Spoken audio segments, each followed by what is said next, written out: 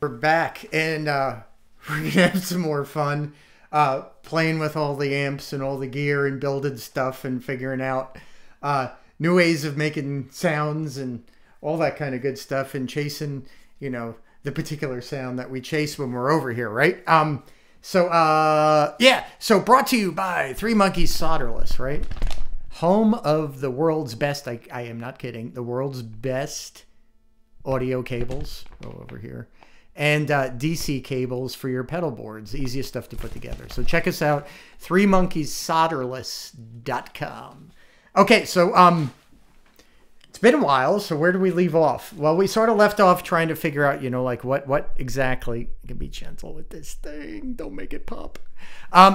What Eddie was doing, right? And until Don Landy comes out and of his hole and tells us how many more weeks of winter we have, we're never going to know exactly what the hell was going on over there, right? So I always go by, well, what do we know? And then maybe try to figure out what was going on based upon what we can evidentially, is that a word? See through photographs, right? So maybe, you know, it's not going to be based upon like talking or interviews or rumors or this or that. Maybe just something like what was around, what was possible, and put together different permutations of equipment that might get us closer to that sound. And I think what we're dealing with here really is more a signal chain than it is any one particular thing, right? Is it the pickup? Meh. Is it the speaker cabinet? Meh. Is it the amp? Meh. Meh. I don't know, right? Is it all of these things? Absolutely, right? It was obviously there was a guitar, a pickup, a cable, an amplifier, cabinets, speakers, microphones, compressors, limiters, blah, blah, blah, blah, blah, blah, blah.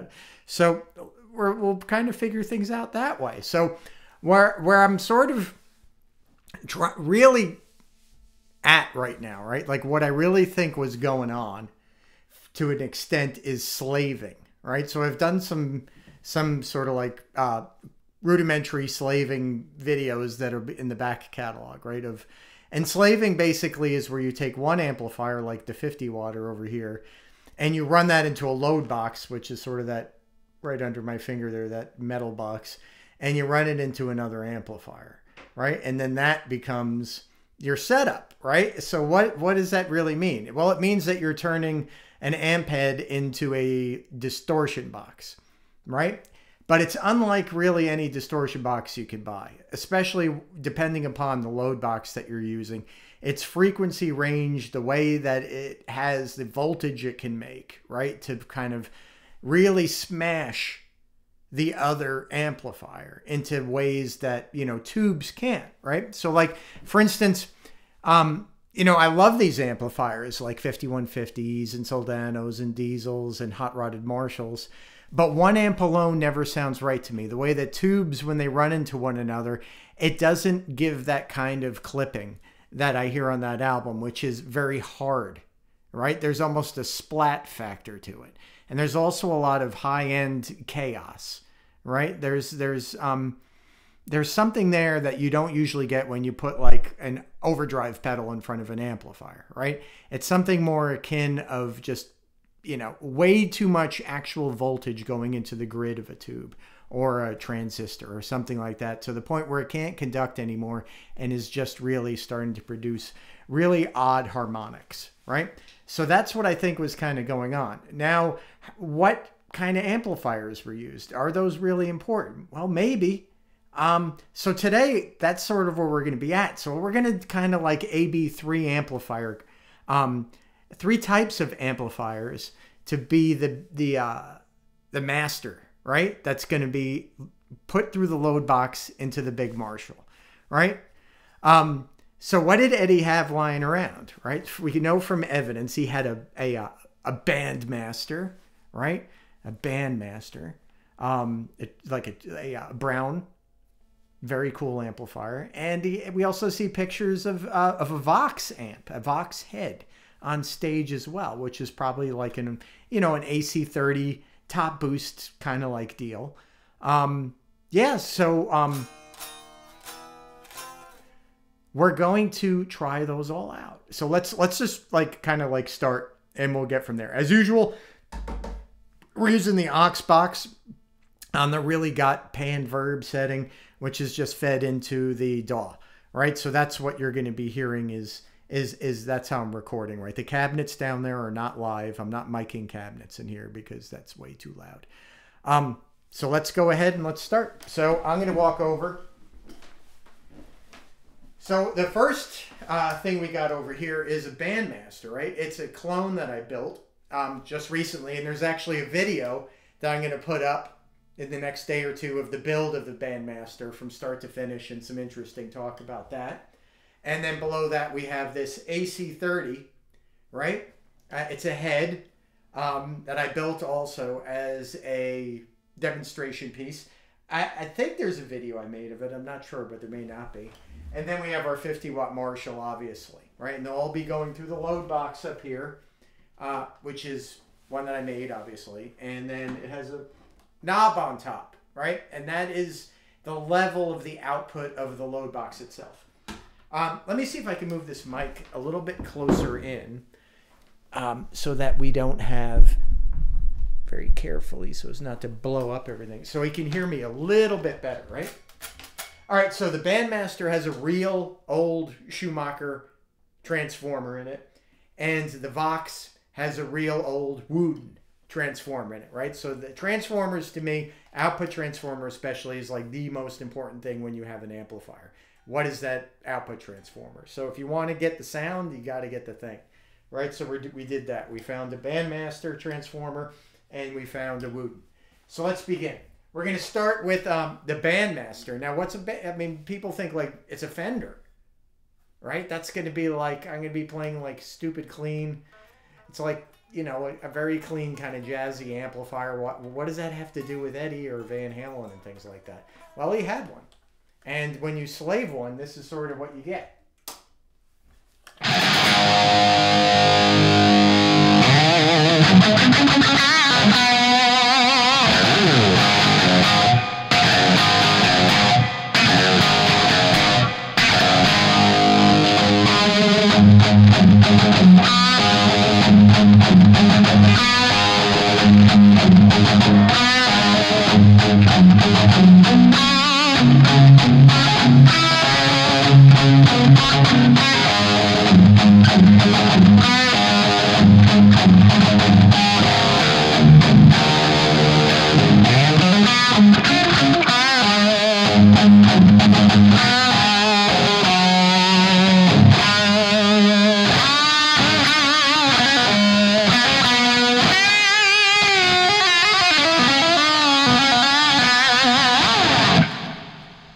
That's kind of surprising, right, for a Bandmaster? So let's compare that sort of like to the Marshall. Like, how does that sit with the Marshall, right?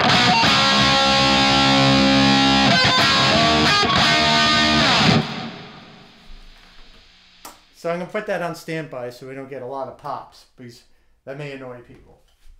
What do I do? All right, so I'm going to take the yellow cable, and we're going to put it into the Marshall.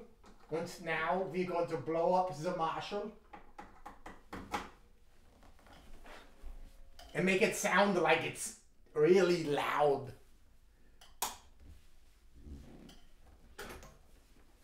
Oh, by the way, all these amps are running off the same variac, and I got to turn down. It helps with this. It actually does. I got it really low. I got it set at like 80 volts, right? And it really kind of makes things a little smoother and a little fuzzier. But we're also going to, I'm also going to show you how setting this load box is key to getting the sound, because this is really almost gives you your tone, right? In certain places, it sounds like ass. In other places, it sounds pretty good. So that's really important. So anyway, to the Marshall.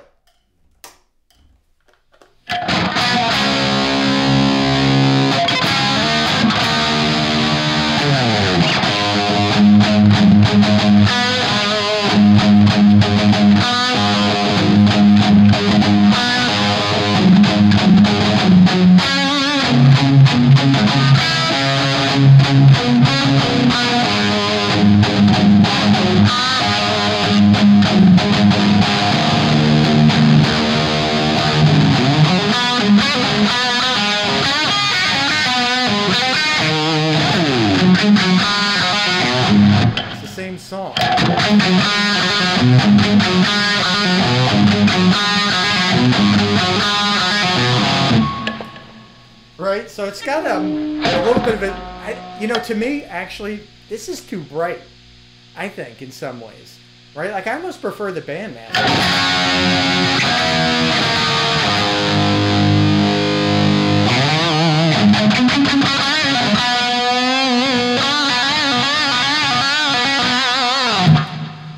Okay. Stand by. Now let's do the Vox. Right? The AC. So, now Voxes are very crazy, right? EL84s. I shouldn't say Voxes. EL84s just, they suck. All right? There's no other way to say it. They sound great, but they suck as tubes. So they tend to blow up more than anything on God's earth, right? They're weak. So when you're using them with load boxes, that's at your own risk, right? So if we fry it up, we fry it up. But I'm going to turn it on now. We're going to have to let it warm up a little bit. But it's cold in here. Okay. It's starting to warm up. But it's like the AC30. I mean, there was some evidence, obviously, that it was on stage back in the club days. And I think Rudy Lyron, let me move this up a little bit. Rudy Lyron was saying that that was like a last ditch kind of thing. Like to not, if you had no other amps, you could use the AC30. And I'm thinking, you know what? I think you can.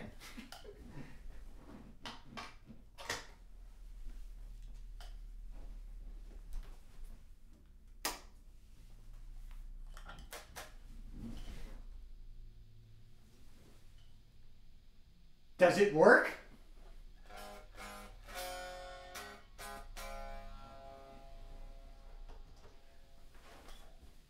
Hold on a second. I think I got one of these things plugged in a little bit incorrectly.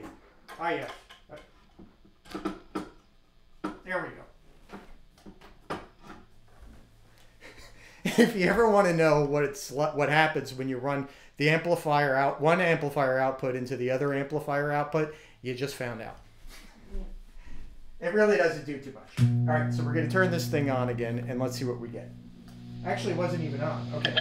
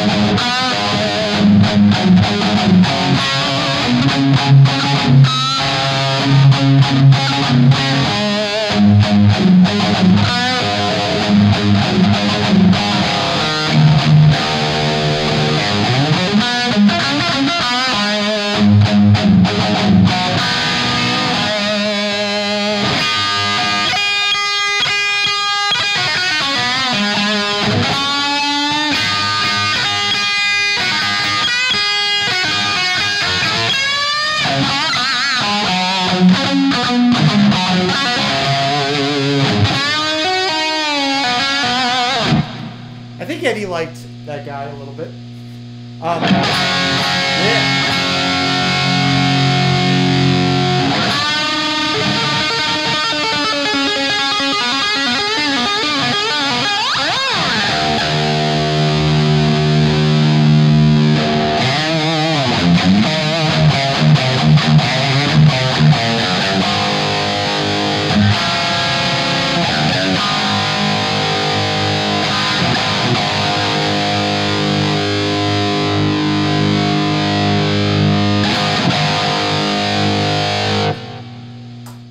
Okay, so, yeah, you can hear that they sound very similar, right? When used in a slaving setup, they all give you an AC30, a Bandmaster, a Marshall. They all give you that just like absolutely overblown, just crazy sound, right? And I think with, you know, obviously a little bit of Don Landy's magic, and obviously if I could play guitar, that would help, and Ted Templeman, you could probably get this to sound pretty damn good. Now let's go over the load box and how setting that up really affects the sound, and how you really want to be very careful about how you do that, right? So I'm gonna start off just flicking this on, and we'll be right where we were before, and then I'm gonna lower it. All right, lower the output pot on the load box, and you're gonna hear how it changes everything, right?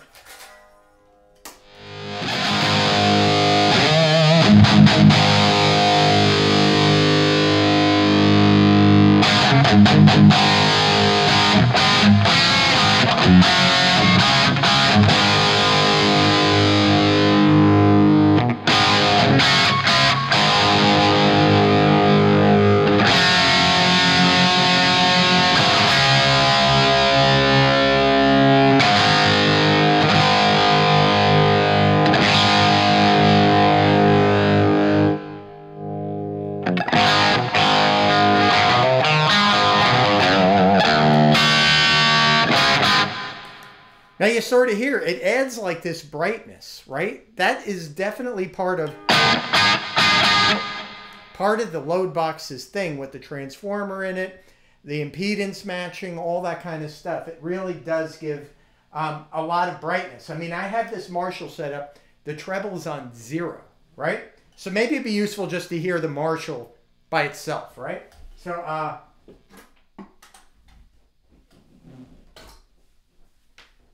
and let's not push our luck with the Vox. So we're going to use the Bandmaster for a little bit longer. So I think the Vox is, I can smell it. Smells like your toast is ready. Yeah, this goes in here. All right, so, oh yeah, we wanted to hear the Marshall. I'm all over the place. All right, so here's our Marshall. Right, this is what it sounds like with no slaving.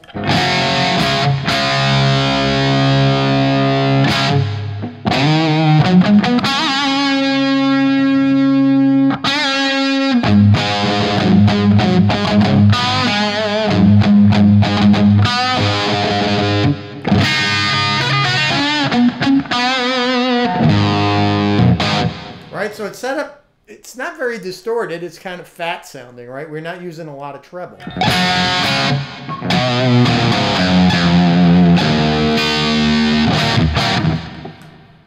Nothing too special there, right? Like if you bought that and were like, that's Eddie's amp, I'm gonna plug into it, I'm gonna hear it, I'm gonna finally hear it. I don't hear it. Right? That's gotta be disappointing. So, back into the Bandmaster.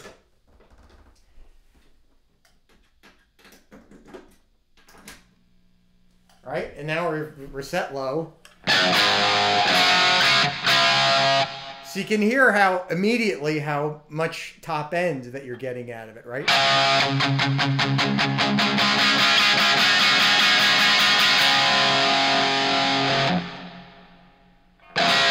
Right? That's a little bit maybe Eddie sounding, right? Let's bring it up a little bit.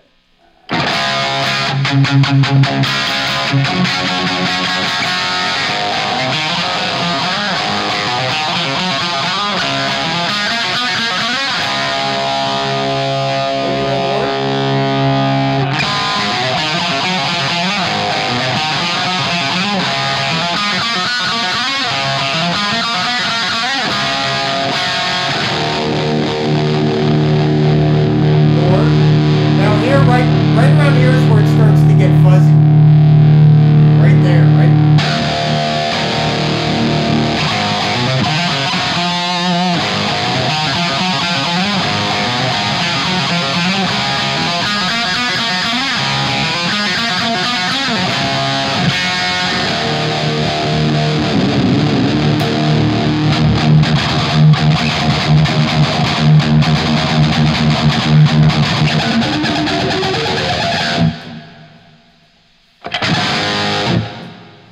Right? You could even cut some of the low end out.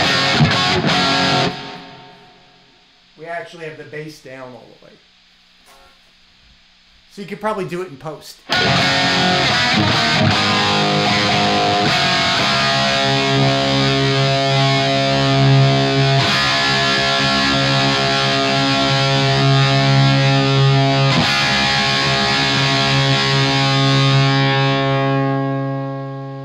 Now it even cleans up, right?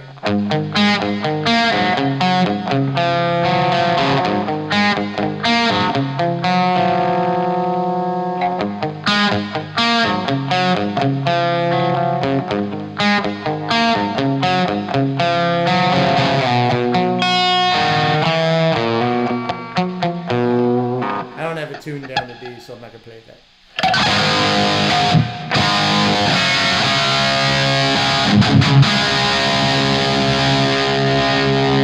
Maybe back it off a little bit.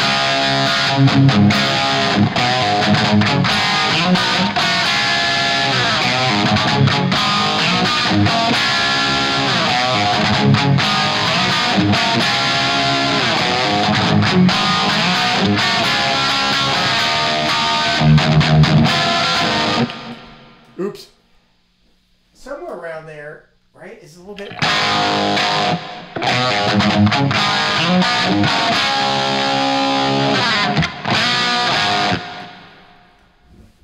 we turned up the bass a little bit on the head, let's say. Nah. Somewhere around there. So you can sort of see how important it is, right? Like where you set this level to get the maximum fuzziness.